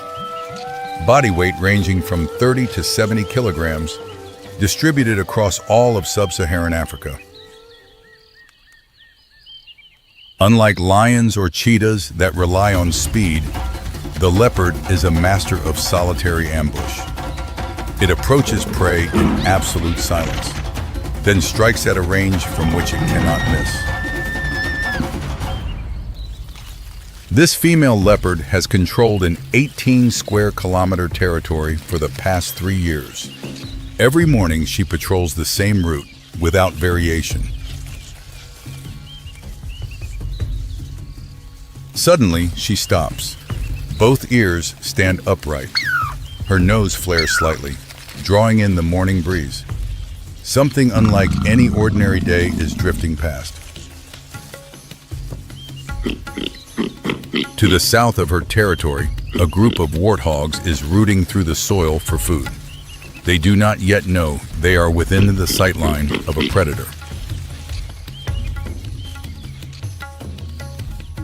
The leopard begins to lower her center of gravity. Each step of her approach carries no apparent weight. This is the phase where millions of years of evolved instinct take complete control. But the savanna always holds moments of surprise. Midway through her approach, the ground in front of the leopard stirs. Another movement, but not a warthog, is emerging. Outside a burrow is the entrance to another creature's territory, one that has lived here longer, more quietly, and dangerously so in an entirely different way.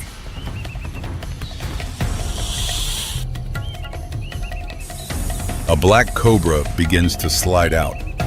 To understand this threat, one must look at the characteristics of one of the most dangerous snakes in Africa. The black cobra is named after its dark body color. When threatened, it flares its hood to appear larger, a clear warning signal before attacking. Ranging from 1.5 to 2.5 meters in length, the black cobra moves at a moderate pace, but with extreme agility. When threatened, it can launch an attack in an instant, with a reaction time of just 0.2 to 0.5 seconds. The black cobra's venom is a mixture of neurotoxins and cytotoxins. Without treatment, a victim can die within 20 minutes to a few hours, depending on the amount of venom injected. In the savanna ecosystem, the black cobra is not typical prey for a leopard. The two species rarely encounter each other because each is clever enough to avoid the other. But this time, there is no other choice. The snake's burrow lies directly in the leopard's only approach path. Two territories, two instincts, the same moment. Every move that follows will be decided not by strength or venom, but by who makes the first mistake. This is where two systems of evolution collide. The black cobra detects the leopard when less than 2 meters separate them. Instantly, it rears its front body upward, mouth slightly open. This is the language of territorial defense. The leopard does not retreat. Its nervous system has shifted state. From hunting to confrontation, both are now locked in a situation with no safe way out. The leopard extends a probing swipe with its front paw. The snake reflexively shifts to the right. No contact is made. It is only the first test, measuring the other's reaction speed. The snake counters immediately, a lightning-fast forward strike. The leopard pulls back just in time. The safe distance is entirely erased. Both sides are reading each other's rhythm. Normally, such confrontations end quickly. One side withdraws. But here the space is compressed.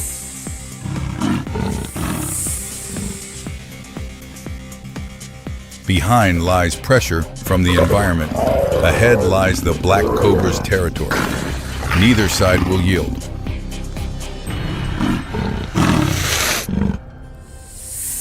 The leopard begins to circle.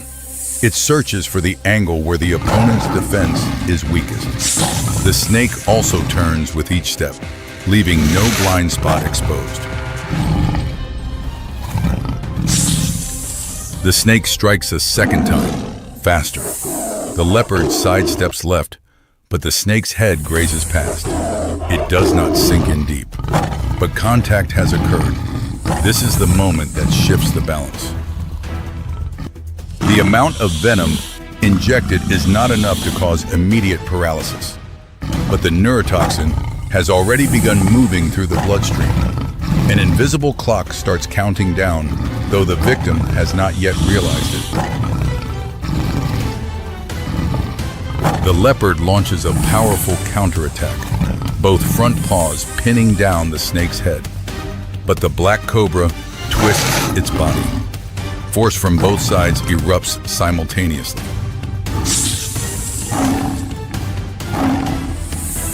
The snake lands a second bite into the leopard's front wrist. Deeper this time, a larger dose of venom. The leopard yanks its paw away, shakes hard, and backs off. Retreating into the shade, the leopard begins licking the wound. The front leg trembles faintly. the first sign of the nervous system being affected as the venom begins to take hold. The snake does not give chase. It holds its position, body raised high, tracking every movement. No further strike is needed if the opponent has already been marked. The leopard lies down, breathing faster than normal. Its tail flicks in an irregular rhythm. The venom is acting on the central nervous system.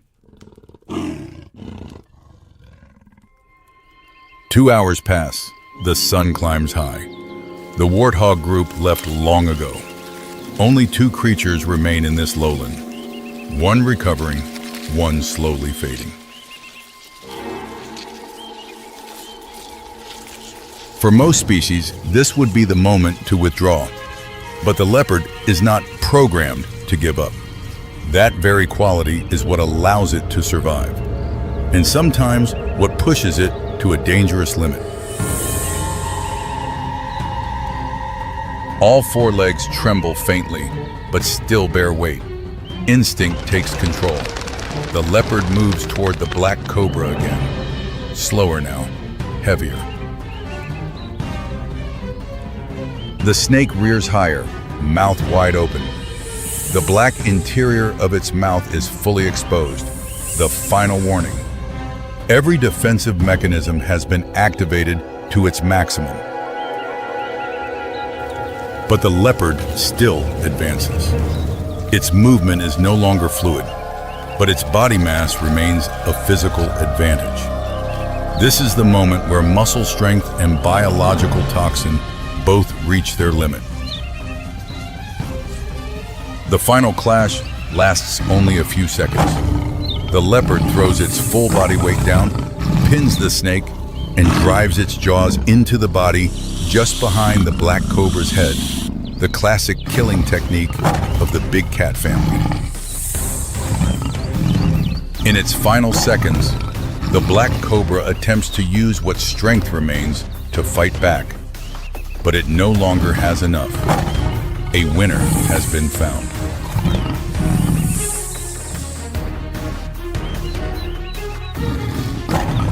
The black cobra stops moving. The leopard releases its jaw and moves slowly away. Breathing heavy, broken. 3 bites, enough venom to bring down an animal as large as an African buffalo, are spreading through its entire body. Its hind legs buckle first. It tries to stand, manages to, then falls again. The nervous system can no longer transmit enough signals to maintain balance. The body is gradually losing its connection to the brain. This is the paradox of the confrontation. The victor is dying. The leopard acted entirely on instinct, and the price is its own life. There is no true victory. The sun tilts slowly westward over the African savanna. No creature rises and walks away. Only the red earth remains silent, and the dust drifting on the evening wind. Within a few hours, vultures will appear. This is not an ending, but the reintegration of matter into a cycle that nature never interrupts.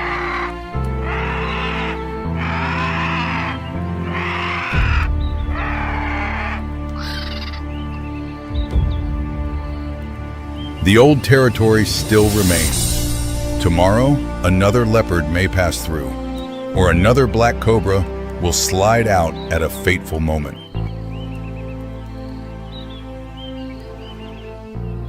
The encounter between the leopard and the black cobra is not a story of good and evil, the strong or the weak. It is a story of 2 perfect biological systems, and the price paid when that perfection meets head-on.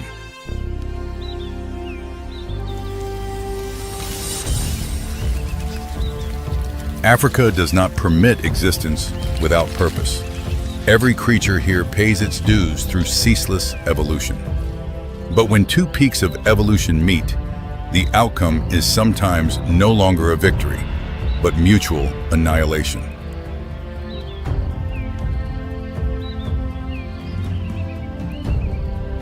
The savanna will continue this way, day after day, million years after million years.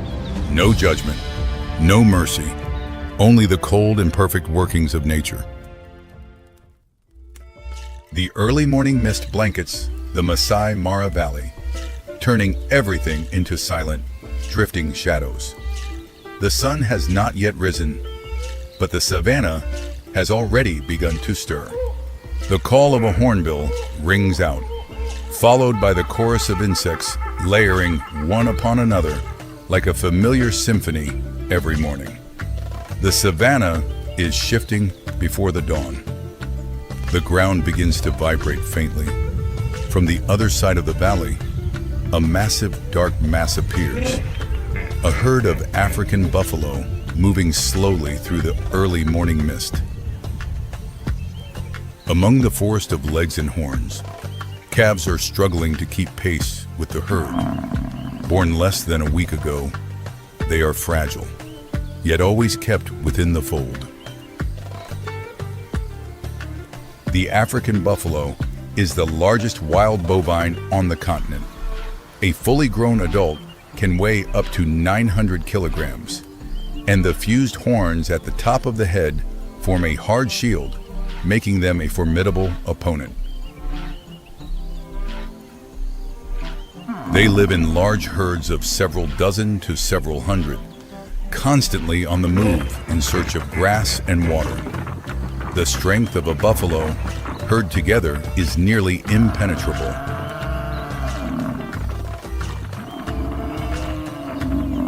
But newborn calves are the weakest link, weighing less than 40 kilograms. Their legs still tremble when running, and entirely dependent on their mother's milk. They are the perfect prey for every predator. In the first weeks of life, African buffalo calves face an extremely high mortality rate. Predators such as lions, hyenas, and leopards are always lurking. For that reason, the mother buffalo rarely leaves the calf's side. She always positions herself between the calf and the outer edge of the herd, constantly looking back to check. This morning, the herd is heading toward the Mara River to drink. It is a familiar journey, but never a safe one, especially for the calves. And the buffalo herd is not the only group moving toward the river this morning. On the high ridge to the east, rounded ears are pricked upright, and amber eyes are tracking every step of the herd.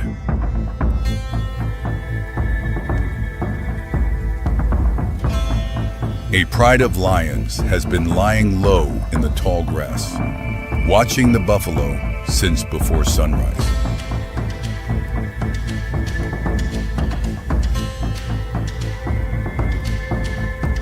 To understand the tactic, one must know that lions rarely attack adult buffalo if a better option exists. Their target is always the weakest individual in the herd. The lion is the only big cat that hunts in groups. When facing African buffalo, they create panic to fracture the herd, then isolate any calf that falls behind.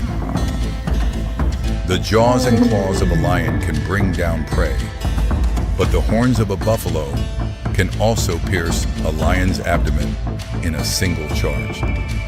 This is a game where both sides can pay with their lives.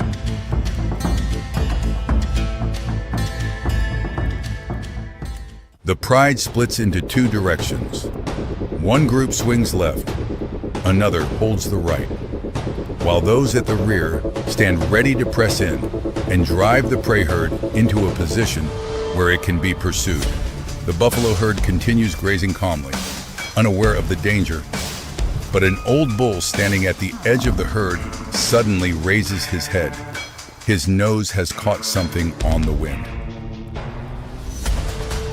He lets out a sharp snort, a first-level warning signal. A few nearby individuals raise their heads, but not enough to trigger a full herd response. And the lions understand that the window of opportunity is closing. The lion pride launches its attack. 4 subadults charge straight into the edge of the buffalo herd with a thunderous roar. The goal is not to kill, but to create chaos. The buffalo herd erupts in panic. Hundreds of animals surge forward, hooves pounding the earth like rolling thunder. Red dust rises in thick clouds, obscuring everything from sight. In the midst of the chaos, a small calf is left behind. 2 lionesses break from opposite sides.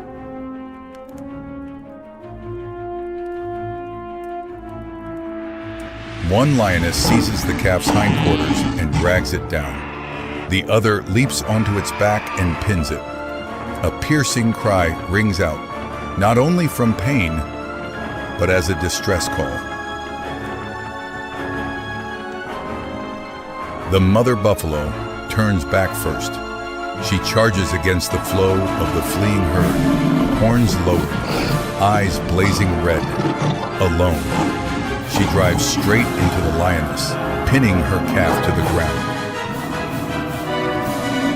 The first charge hurls one lioness off. The other is forced to release the calf and back away. The mother buffalo stands in front of her calf, breathing hard, full of menace.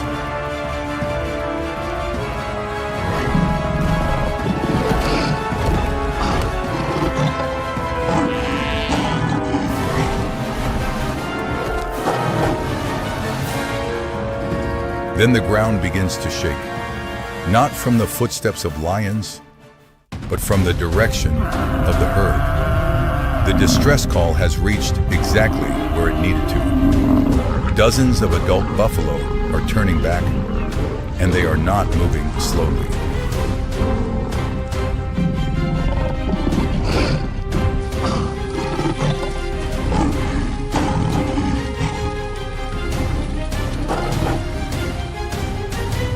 The herd descends like a flood.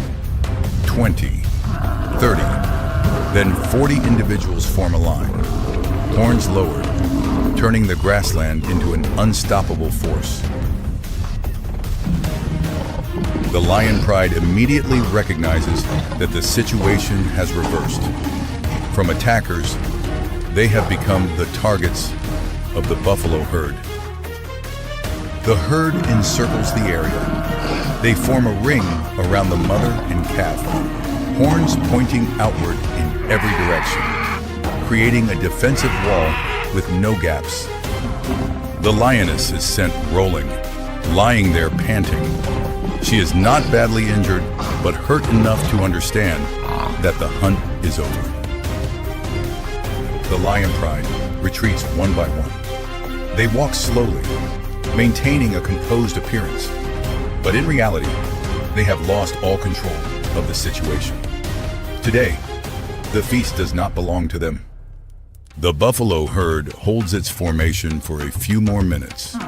This caution is the product of millions of years of evolution, only breaking position when safety is certain. The mother buffalo lowers her head and licks the scrapes on her calf's body.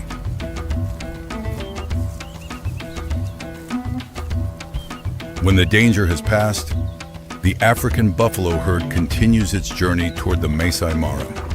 The calf is placed at the center, surrounded by multiple adults. The entire herd slows its pace to match the short steps of the young one. That is the price of protection, sacrificing speed to keep every member whole. In the distance, the lion pride rests in the shade of a tree. They will return tomorrow, for the cycle of hunting never stops.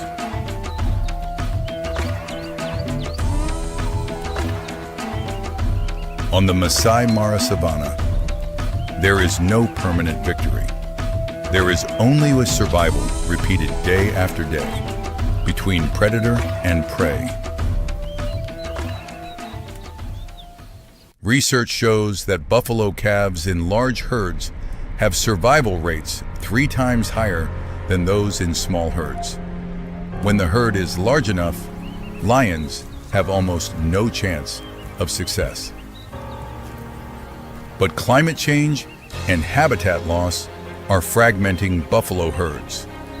The smaller the herd, the weaker the collective strength, and the more vulnerable the calves become. Every calf that survives today will grow up to become part of the protective wall tomorrow. The cycle of protection continues through each generation. That is how the African buffalo has endured for millions of years. The herd reaches the riverbank. Cool water flows around their legs, and the calf cautiously steps to the water's edge for the first time, while the mother stands close beside it, not moving an inch away. Today, the riverbank is quiet. The calf has drunk its fill. It has just survived the most dangerous day of its early life. As the evening light paints the Masai Mara red, the African buffalo herd begins moving back toward the tall grass. Hundreds of individuals walk in the same rhythm, forming a moving, living wall. The calf tucks itself against its mother's flank, within the embrace of the herd. In nature, no creature is strong enough to survive alone. And sometimes, the most resilient line of defense is built not from individual strength, but from the presence of an entire community.